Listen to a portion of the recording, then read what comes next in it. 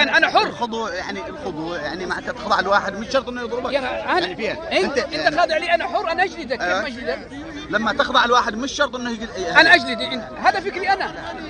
هذه ما هذا ما يجلد، كلمة جلد. هذا يركب عليك مثلا. هذه كلمة جلد. هذه كلمة جلد. كل انسان حر. هذه كلمة جلد. هذه شوف يعني لانه شوف كلام العلماء كلهم. شوف اي نعم، ثقافة العلماء وشو كلها سب وركب شو العيب في الركب؟ لا كلام نركب عليه عيب؟ كلام على كلام علماء وضرب. انا اسال. شوف يعني بس تفكر بالضرب. الحمار ما تركبه؟ تفكر بالضرب. انا اسال. تفكر بالهذا. اي نعم. شوف هو فهم الركوب معنى اخر. من هو؟ بمعنى السيء. بمعنى اذا سلط عليك. نيتك سوداء انت عشان هيك تفهم الركوب بمعنى اخر. انا بالنسبه لي ليش احترضت على الركوب؟ لانه تفكير العلماء كذا.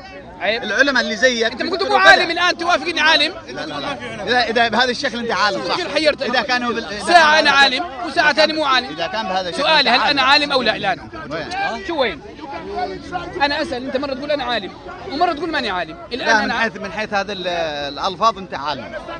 حسبي الله ونعم الوكيل. طيب الالفاظ اذا ما عندك قلت انه عالم يقال لغتين جميلات.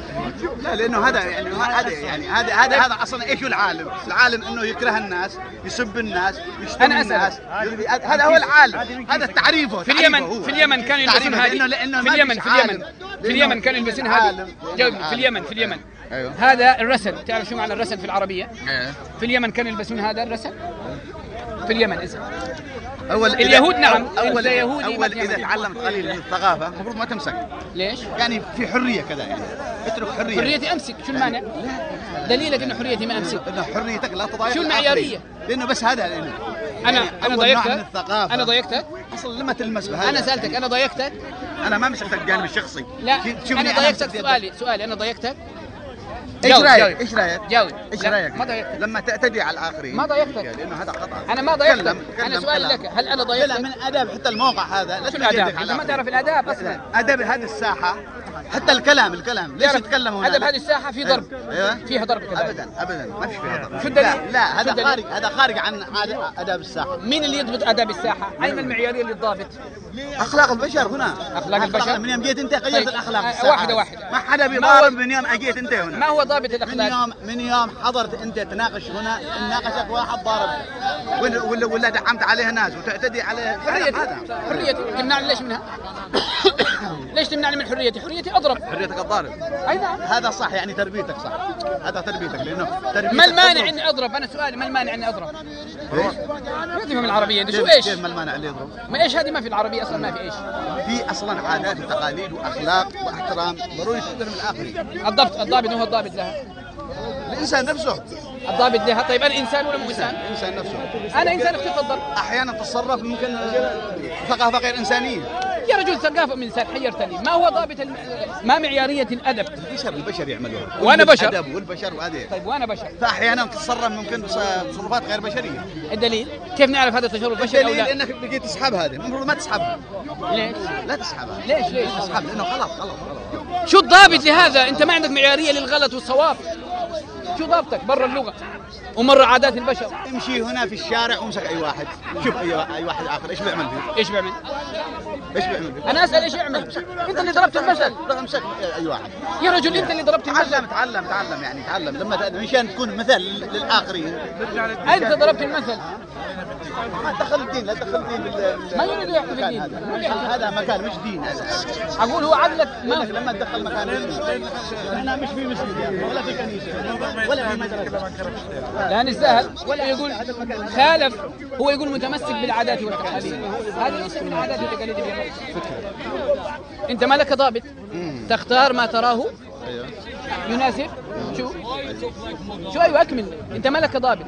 لو سالتك لماذا ربيت الشارب ما في جواب. لماذا بتلبس رسل؟ اسحبها. هو انت اللي قلت لي. لا لانه انت طلبت مني. تصرفاته ويده وكل شيء ما يقدر. انت طلبت مني. انت قلت هو غير شعور. هو امامك شيء وتصرفاته شيء اخر يعني. طيب ما اسم هذه في العربيه؟ يعني ما اسمها في العربيه هذه؟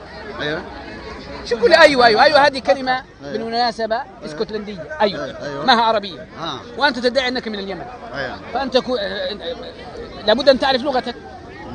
في انسان يجهل لغته وبدك تناقش في الدين. ما اسمها بالعربيه؟ ما اسمها؟ ليش ليه؟ ما تعرف انت؟ قد يكون ما لها اسم. اسمها رسن. قد يكون ما لها اسم. انا اقول اسمها رسن. قد يكون ما لها اسم يعني فيها. انا اقول لها مش كل اللغه العربيه فيها اسماء، في بعض اسماء مش موجوده في اللغه العربيه. زي ايش؟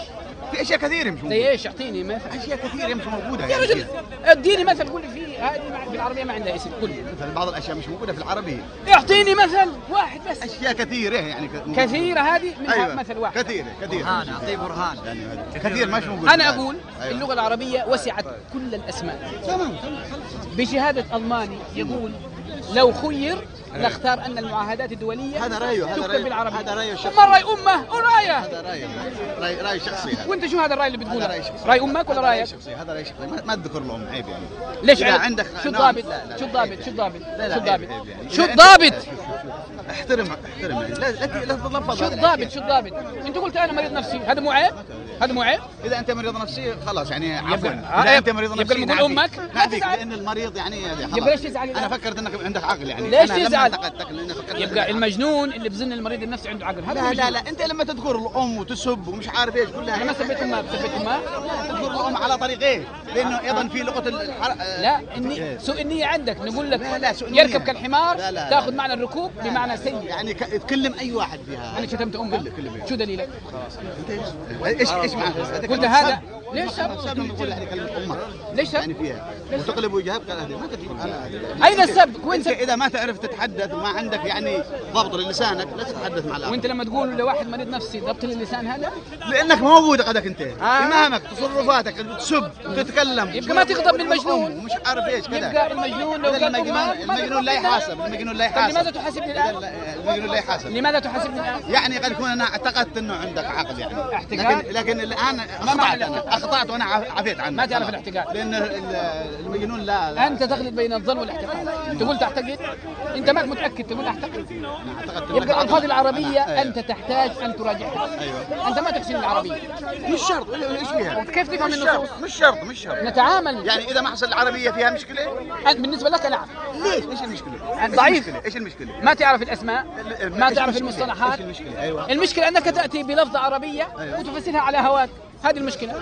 كل واحد يفسر حسب رايه. يعني زي ما انت متفسر. اذا انت بتفسر حتى الدين حقك بتفسره.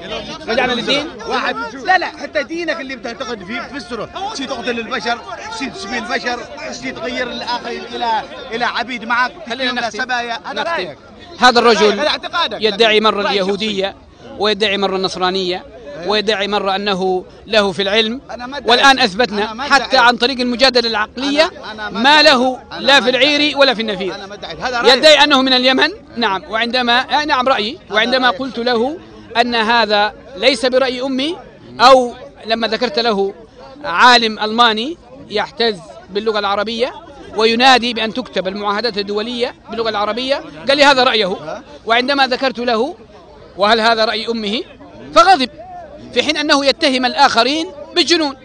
فهو يدعي أنه من اليمن، لكن ما أرى فيه ملامح اليمن، ومربي شوارب ولا يدري لماذا ربى الشوارب، ولابس رسن ولا يدري نعم اسمه بالعربية،